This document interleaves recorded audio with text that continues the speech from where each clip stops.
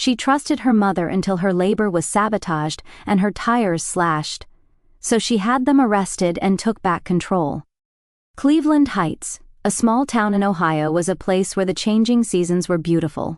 On a morning when soft spring sunshine streamed through the window, Haley Coleman placed her hand on her large belly and smiled. 9 months pregnant, soon her and Michael's baby would be born. "Good morning, baby," she spoke gently. "Are you doing well today?" Having worked as a nurse at Cleveland Memorial Hospital for over 10 years, Haley was trusted by colleagues and patients for her calm demeanor and keen observation skills. 4 years ago, she met Michael Green, a pediatrician at the same hospital, and after a gentle romance, they married. Michael's sincere and compassionate character made him perfectly suited to be a doctor beloved by children. Blessed with their long-desired first child, the couple purchased a small but comfortable home in the town's quiet residential area. Next to Michael's study, a lovely baby room decorated in yellow and white was already prepared. They deliberately chose not to find out the gender. Looking forward to the moment of birth, while preparing breakfast, the phone rang. Seeing the name displayed, Haley's expression clouded slightly. "Good morning, Mom. Haley, how are you doing?" Her mother, Judith's voice came through the phone. She was one of the most successful real estate agents in town. Her name and face were frequently seen in local advertisements and billboards. "I'm fine. The baby's doing well too." "Well, that's good." Judith's voice had a hint of coldness in it. "How long is Michael's conference?" 3 more days. He'll be back from Chicago soon." "I see. But are you really all right alone when you're so close to delivery?" Christine was saying, "Shouldn't I stay over at my sister's place?" Haley hesitated a bit. Her sister Christine worked at her mother's real estate company and was popular among local young men for her beauty and sociability. While putting on a show of caring for her sister on the surface, Christine's eyes always had a calculating look in them.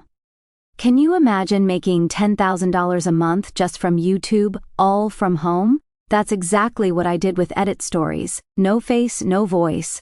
Check the link in the description if you're curious. "Thank you, but I'm fine. Maria comes by to check on me every day." Haley mentioned her colleague from the hospital. "Well, if anything happens, you can always come to our house. I've kept your room just as it was." After the conversation ended, Haley sighed deeply. Her relationship with her mother had become even more complicated since she started keeping in regular contact with her father. Her father, William, was a successful businessman who ran a technology investment company on the West Coast. After the divorce, William and Haley's relationship had been severed once, but they began communicating again around the time she graduated from college. Especially recently, her bond with her father, who had sincerely celebrated her marriage and pregnancy, had deepened. Michael and her father had also hit it off, sometimes talking for hours on video calls. Judith did not take kindly to this relationship with her father. "That man abandoned you," Judith had repeated many times. However, Haley vaguely sensed that there were actually complicated circumstances. After the divorce, William's success and considerable fortune made on the West Coast seemed to amplify Judith's bitterness. Sitting at the kitchen table, staring at the calendar, Haley wondered, would she really be okay staying alone during Michael's business trip?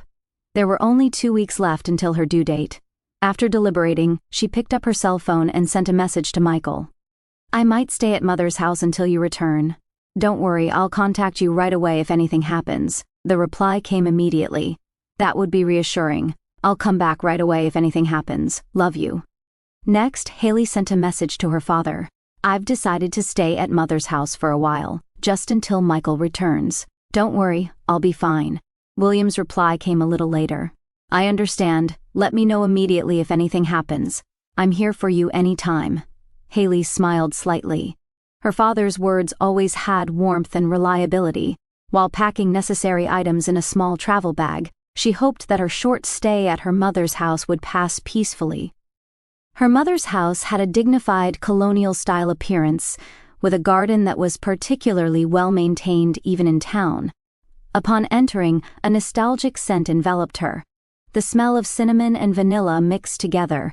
It was the aroma of Judith's specialty apple pie. "Haley, you're finally here." Judith embraced her daughter. "Oh my, you've really gotten big." She smiled, looking at Haley's belly. There was warmth in that smile, but her eyes weren't smiling. "I'll take your luggage up to your room." Christine appeared and took Haley's bag. "Hey sis, is it really soon? What's it like?" "Thank you, Christine. Yes, about 2 weeks or so. It's a little scary, but I'm excited too." "Huh, really?" Christine tilted her head slightly. "I still can't imagine it. My sister becoming a mother." The first 2 days passed peacefully. Haley gradually got used to life at her parents' home and enjoyed her mother's nostalgic cooking. However, on the morning of the 3rd day, something began to change. "Isn't that dress a bit too flashy?" Judith suddenly said during breakfast. Haley was wearing a light pink maternity dress. "What, this dress?" "Michael gave it to me as a present." "Well, men never understand a pregnant woman's figure. With your build, a more subdued color would be better." Haley silently drank her tea. She was used to her mother's way of speaking. However, she looked up in surprise at the next words. "By the way, does William know about the baby?" "Of course.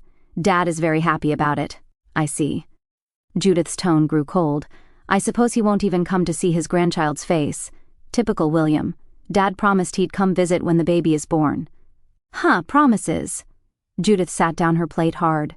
"You should know better than anyone how worthless that man's promises are."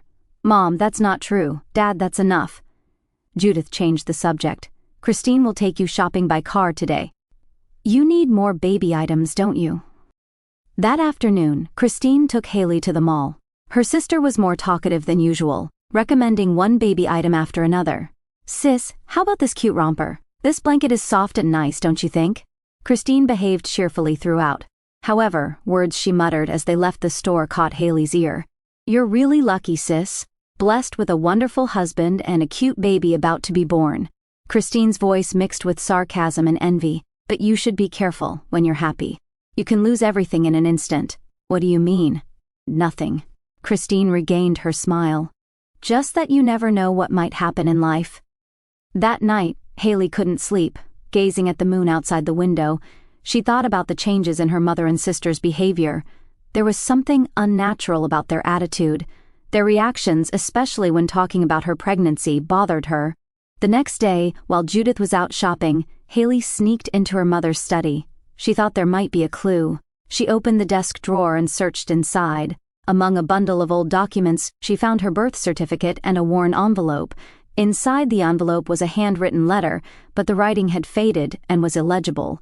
Only the sender's name was barely readable, William Coleman. "What are you doing?" Startled by the sudden voice, Haley jumped. Turning around, she saw Christine standing in front of the door. Her eyes gleamed coldly. "Sorry, I was just rummaging through Mother's room without permission. Isn't like you, sis, looking for something?" Christine folded her arms. "No, nothing." Haley hastily returned the letter to its place. "I was just feeling nostalgic." "I see." Christine didn't seem to believe her. "Let's get out before Mother returns." Late that night, when Haley went downstairs to get some water, she overheard her mother and Christine whispering. "It will be soon, Mother." It was Christine's voice. "What will you do after that?" As planned. Judith's voice held a cold determination. "Don't tell Haley anything. It's for her own protection. But when Michael returns, we'll deal with that when the time comes. Just keep an eye on her for now." The next morning, Haley's cell phone rang. It was from Michael. "Haley, I have bad news. The conference has been extended by 2 days. I'll be returning later than planned." "I see. I understand." Haley couldn't hide her disappointment. "Are you okay? Did something happen?" "No, it's nothing. It's just that the atmosphere here is a bit strange." She lowered her voice. "It seems like Mother and Christine are hiding something. I heard them talking about me." "What do you mean?" Michael's voice mixed with concern. "I'm not sure, but something." At that moment, the door opened and Christine entered the room. "Sis, breakfast is ready. I'll call you back later." Haley quickly hung up. "Were you talking to Michael?" Christine looked at the cell phone. "How's the conference?" "It got extended." "Oh, that's too bad." Something flashed in Christine's eyes for a moment. "But don't worry, we'll take good care of you." That evening, when Haley tried to charge her cell phone, she found Christine handling her phone. "Christine, what are you doing?" Her sister dropped the phone as if surprised. "Oh, sorry. It was ringing, so I was checking it, but it wasn't from anyone." Haley took back the phone with suspicion. Checking the screen, she noticed the call history had been deleted. She also realized the battery was suddenly low. The battery is acting strange. Isn't it just old? Christine shrugged. Maybe it's time for a replacement. That night, lying in bed, Haley couldn't suppress her anxiety. Something was off. She couldn't shake the feeling that her mother and sister were plotting something against her. She quietly took out her cell phone and sent a message to Michael. Something strange is going on. I feel like Mother and Christine are planning something behind my back. My stomach also feels a bit odd. Maybe labor is near. Additionally, she sent a short message to her father. Dad, I'm a bit worried. I'll contact you if anything happens. Haley woke up with severe abdominal pain. It was still dim outside, and the clock showed 5 in the morning. The pain subsided once, then came back like a wave. Is this labor? As a nurse, she knew how contractions worked, but it was her first time experiencing it herself. She slowly sat up and tried to steady her breathing. When she started counting the intervals between pains, she realized they were already 10 minutes apart. This was real labor. Stay calm, she told herself. First, contact Michael, then go to the hospital. She picked up her cell phone, but the screen remained dark. The battery was completely dead. That's strange. I charged it last night. The next wave of contractions came. Haley gritted her teeth and waited for the pain to subside. In the gap, when the pain eased, she got out of bed and headed for the door. She needed to wake her mother and Christine. Mom! Haley knocked on her mother's bedroom door. When there was no response, she opened the door. Mom, wake up! I've gone into labor. Judith was already awake, fully dressed. She was sitting on the edge of the bed. She slowly raised her face and looked at her daughter. There was a coldness in her expression that Haley had never seen before. Mom. Haley became uneasy. Take me to the hospital. I've gone into labor. Judith stared at her daughter, and eventually the corners of her mouth turned upward. It was more of a cold sneer than a smile. Labor. She slowly stood up. So, but who gave you permission to have a child? Get out! Haley was at a loss for words. She couldn't understand her mother's words. What are you saying? Is this a joke? The baby is coming. You think I don't know? Judith's voice was as cold as ice. You've been in contact with William. You're trying to give birth to his grandchild. Have you forgotten what he did to you? Dad didn't do anything. You're the one who divorced him, Haley shouted. Please, now is not the time for this conversation. I need to get to the hospital. You chose William. Judith turned away. I am no longer your mother. At that moment, Christine's voice was heard from the hallway.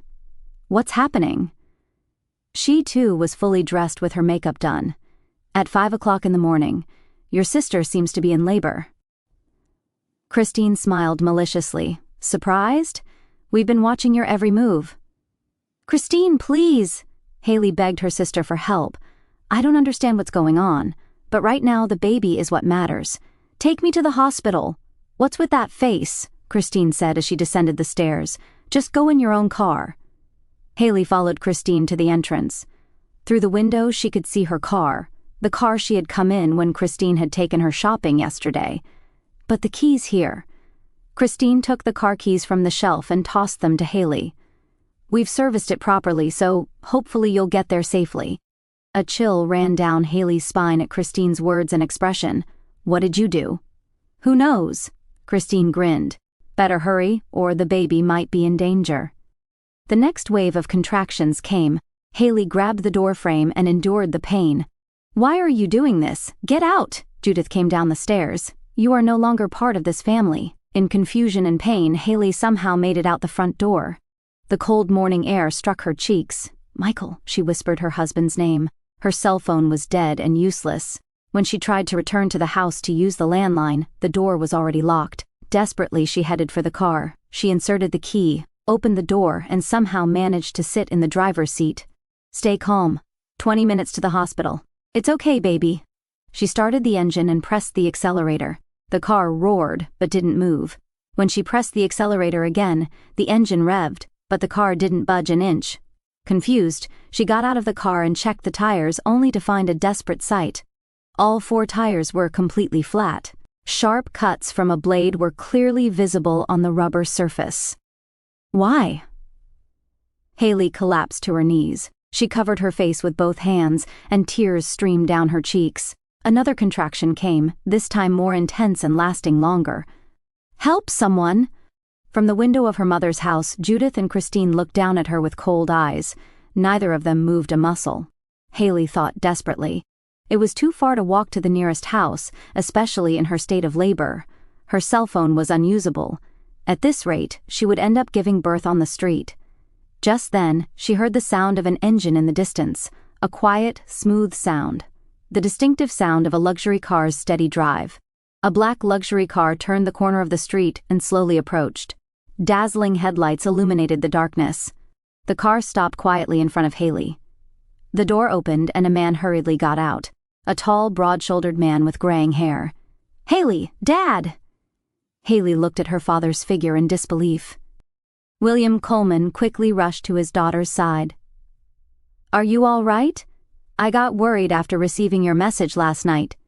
"So? I flew in on the earliest morning flight. What's happening?" "Labor has started." Haley took a deep breath, preparing for the next wave of pain. The car tires.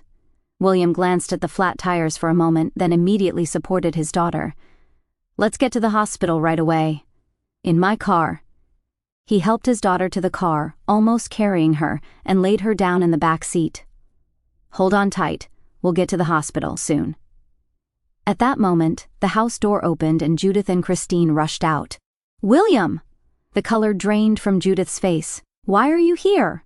William answered calmly, but in a voice suppressing anger. "I came because my daughter is in danger, Judith. I know everything you've done." "What are you talking about?" "We haven't done anything," Christine said frantically. "Don't lie." William's voice was low and dignified. "You tampered with Haley's cell phone, deliberately disabled her car. You refused to help her when she was suffering in labor. Is this what a mother and sister do?" "What would you know?" Judith screamed. "You abandoned us. I didn't abandon you." "You drove me out," William said quietly. "And now you're trying to drive out your own daughter, too. We'll discuss this later. Right now, Haley and the baby are the priority." He returned to the driver's seat and started the engine. "Don't think you'll get away with this, Judith. Christine." The car slowly moved off and disappeared around the corner. In the back seat, Haley asked her father while surrendering to the next wave of contractions. "Why did you come?"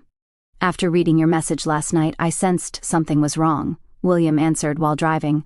"I flew to Ohio on the first morning flight, rented a car, and came right away. I had a gut feeling you were in danger." "Thank you, Dad," Haley cried. "Please contact Michael right away." William smiled at his daughter. "It's going to be okay, Haley. We'll be at the hospital soon.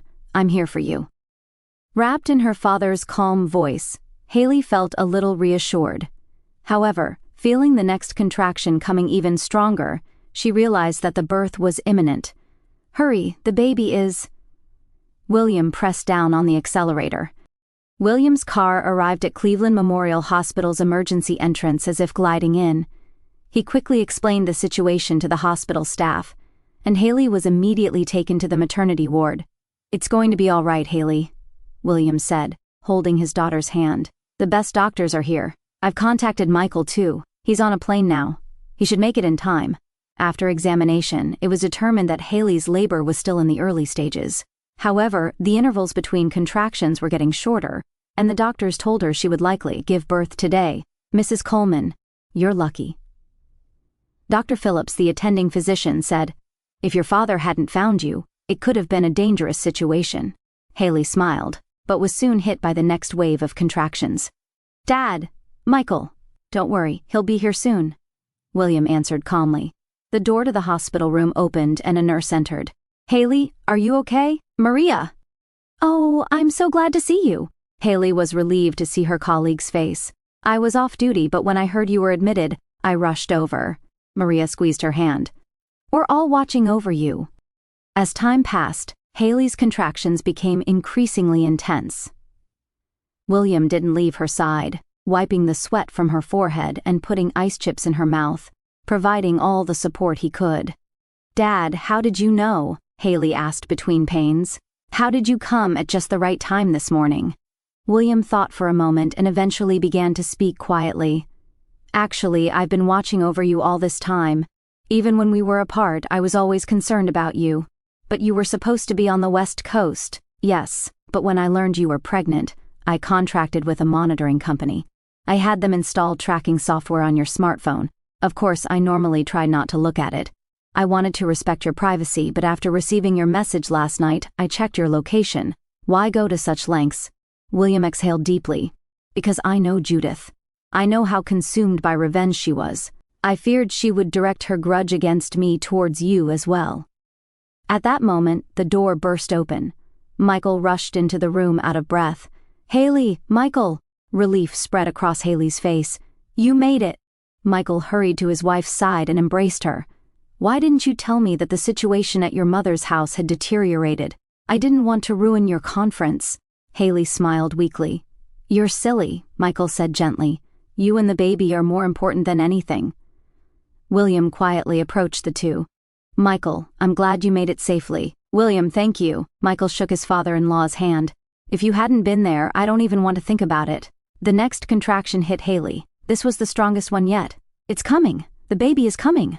Doctors and nurses hurriedly prepared, and Michael and William stepped back to the corner of the room. The delivery room was quickly filled with lively voices and movements. Just a little more, Mrs. Coleman. Push, Dr. Phillips instructed. After 45 minutes of pain and effort, a cry echoed through the room. It was the moment a small life was born into the world. It's a girl, Dr. Phillips exclaimed joyfully. A very healthy girl. Haley smiled through her exhausted face. Tears flowed from her eyes. Michael returned to her side, and together they saw their daughter's face for the first time. She's perfect, Michael's voice choked. Thank you, Haley. The nurse wrapped the baby in a clean cloth and placed her in Haley's arms. Here you go, Mom. Your beautiful daughter. William watched this scene from a little distance away. Tears glistened in his eyes, too. A granddaughter, he whispered softly. Late that night, while Haley rested in a private room, William and Michael sat facing each other in the hospital cafeteria. I think it's time to tell Haley the truth, William said, staring at his coffee cup. That you're her real father? Michael asked quietly. Yes, William nodded. Judith has been lying to her for years, that I abandoned her and our daughter. The reality is different. She drove me out, and she interfered every time I tried to make contact. Why didn't you tell her until now? For Haley's happiness. I didn't want to disrupt her life until she was an adult. And... William hesitated a bit. I have a shameful past. When I was young, I failed in business and was in debt. Judith couldn't forgive that. She was raised in a wealthy family and feared poverty. But now you... Yes, I've built considerable wealth now. But that was after I separated from Judith. She depicted me to our daughter as a failure without seeing my struggles and success. The next morning when Haley woke up, Michael and William were sitting in her room. She sensed from their expressions that something serious was going on. Good morning. Haley smiled. What's with those serious faces, you two? Did something happen? Michael took her hand. Haley, William wants to talk to you about something. William took a deep breath and looked straight into his daughter's eyes. Haley, there's something I've been hiding for a long time. I think I shouldn't keep it hidden any longer. He began to tell the truth of the past 20 years, that he was Haley's real father, the truth about his divorce from Judith, and how Judith had prevented contact between them for years. I always loved you, but Judith portrayed me to you as a failure of a father. When I was able to reconnect with you after you became an adult, it was like a miracle. Haley listened silently. Many things suddenly became understandable. Her mother's unnatural attitude, her fierce opposition to Haley meeting her father, and yesterday's events. So that's why, Mother, she whispered. She did that because she knew I was in contact with Dad. She and Christine tried to punish you. In their eyes, you must have seemed like a traitor, William said sadly. I'm going to report this to the police, Michael said in a stern tone. They deliberately put Haley and the baby in danger. Haley was lost in thought for a while. Eventually, she said quietly, I know they should be punished, but right now, I want to focus on our daughter, on our new family. Morning sunlight streamed through the window, enveloping the baby's cradle in soft light. Haley smiled. I've decided on her name.